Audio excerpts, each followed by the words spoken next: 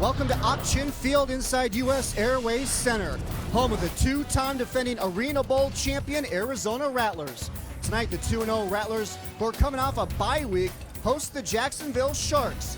It's a rematch of Arena Bowl 24 3 seasons ago, won by the Sharks on the last play of the game. Hello everybody, Chris Harris here, and welcome to the Rattlers pregame show on Cox 7. Coming up, we'll break down tonight's matchup between Arizona and Jacksonville.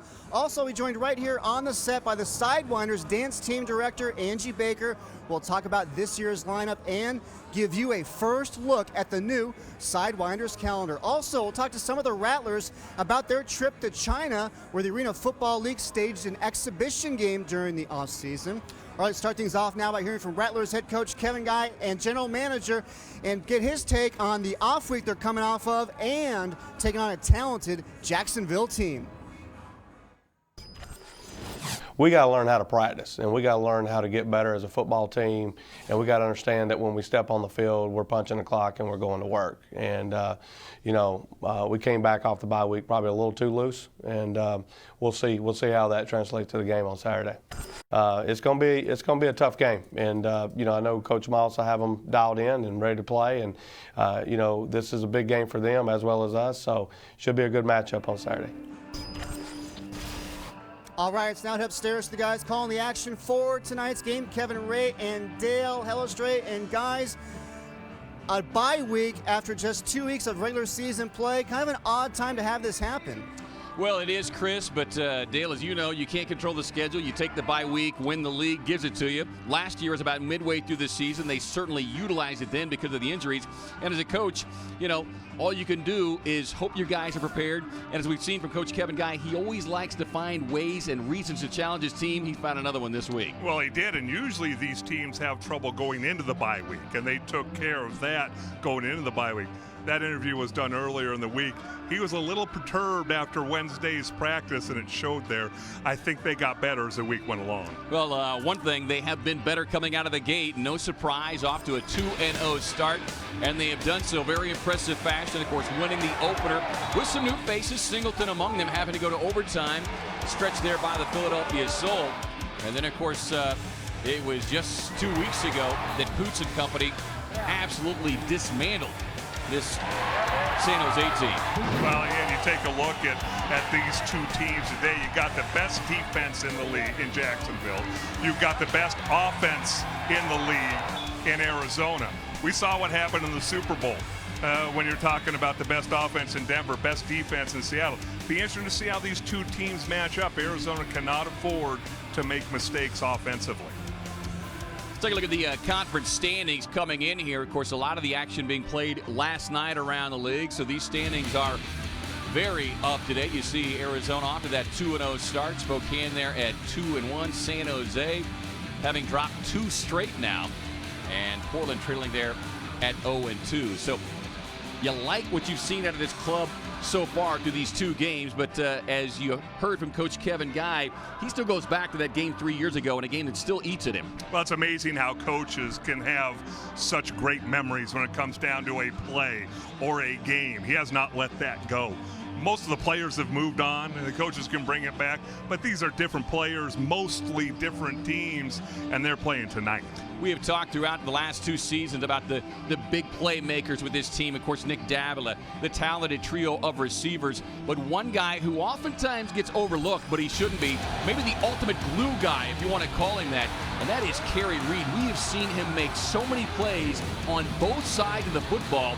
And I tell you what, if he is ever out for an extended period, you'll see Kevin Guy have a different frame of mind, because he is the guy that he really counts on week in and week out. We haven't talked a whole lot about him this year yet. It's early, but last year as the season went on, we asked Coach Guy, who's your favorite player? He didn't hesitate. Kerry Reed is his favorite player because, number one, he's dependable. And to play for Coach Guy, you have to be dependable. But he's also productive, and he can make big plays. And then lastly, he does not have a big ego. You want me to play defense, coach? I'll play defense. You need me to step in at wide receiver like you might have to tonight? I'll step in at wide receiver. Well, you think back 2 years ago when Windsor wasn't here, he had over 2,000 yards receiving and 47 touchdowns. So he is definitely one of the league's very best. Talking about the very best, we'll see a couple of the very best here tonight. Passing efficiency, always a big statistic that coaches and league zeroes in on. And we've got number 1 and number 2 going at it tonight in Archer and Davila. Well, the number one thing that jumps off the screen at you, Archer, 0 interceptions so far. Davila, 1 interception. If you don't turn the ball over in this league, you have a chance to be really, really good. And Archer is a guy that fans still learning a little bit about. They thought for a while that Garcia would be back in the fold, but the young quarterback out of William & Mary, so far so good. No interceptions on the season. Well, remember, when you have a defense as good as Jacksonville's in this league, don't turn the ball over, take care of the football, and he makes enough plays to help them win football games. Yeah, they only surrender 35 points per game, so it's kind of one of those, something's got to give tonight. You got the top scoring team in the Rattlers and the top scoring defense in the Jacksonville Sharks. Either way, Chris, should make for a great one here tonight in the Snake Pit. Thank you so much, guys. All right, now tonight, all season long, we want those of you at home to be a part of our broadcast as well. You can join us on Facebook and on Twitter. And for more on that, let's now bring in the 4th member of our team, our social media correspondent, Lindsay Smith. Lindsay? Hey, Chris. Well, as we prepare to start another great Rattlers football game, fans, we want to know what your game predictions are. So let's get this conversation started online. You can talk with me on Facebook at Cox7 Arizona Sports or tweet with me at Cox7 Arizona. So let's get started. Thank you so much. All right, when we come back, we're going to introduce you to the new Sidewinders team and give you a first look at their new calendar as well.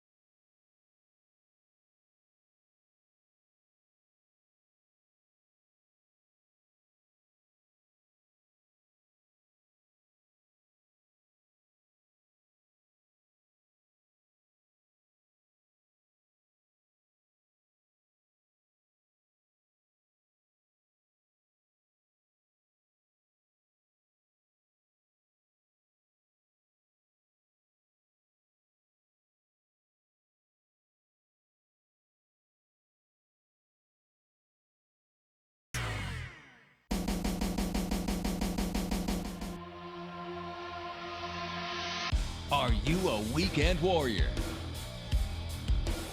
Do you know where to turn to if you get hurt? We do. At Foothill Sports Medicine Physical Therapy Centers, we provide an individualized hands-on treatment plan based on your specific injury. We aim to restore function and to prevent re-injury. Call or stop by any of our 12 convenient valley-wide locations to receive a free assessment. The Arizona Rattlers are back on Cox 7, ready to defend their title. Don't miss exciting Rattlers action this season as Coach Kevin Guy and the Rattlers take on the AFL in their quest for a third straight title. Stay with the Cox 7 sports team all season long as they bring you fast-paced, action-packed, crowd-pleasing Arizona Rattlers arena football. Championship football is back on Cox 7, Monday at 7 p.m. Watch the encore as the Rattlers host the Jacksonville Sharks from the Snake Pit.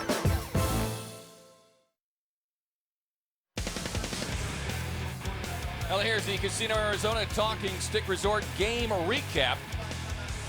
Boy, look at the total yards. If you just saw that, you'd think the score might be just the opposite of what it turned out to be. 63-38, the Rattlers really in control of this one from the outset. Well, not only that, look at the plays. Almost double the amount of plays that the Jacksonville Sharks ran versus Arizona Rattlers. Just the Rattlers didn't have that many plays, so they scored on one play drives very often. 4 of those to be exact. Let's send it down to Chris Harris. Thank you so much, guys. Here are 2 of the stars of the game, Maurice Purify and Antaj Hawthorne. And Antaj, a great job by the defensive front, putting pressure on the quarterback. What was key there? Well, we're just working hard all week at getting to them. You know, we felt that they were kind of soft up the middle with their center and their fullback, and we just went out there and attacked the game plan. Talk about this game coming off the bye week and what that was like for you guys. Well, you know, we're fortunate enough to have the kind of team that works in the bye weeks. You know, so I mean, it was really, you know, just people came in shape, training camp, took the bye week serious, and then you come out and get a victory. Besides putting pressure on the quarterback, you also had a blocked extra point. Take us through that play.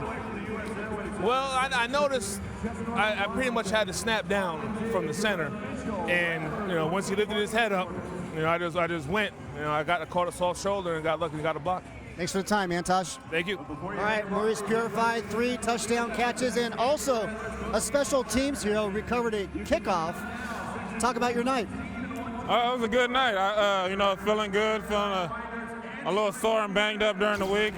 We had yesterday off, really paid off with my ankles and stuff, and it felt good. I felt good being out here today. Talk about the touchdown catches you had, a great effort. It's just KG calling my number, you know.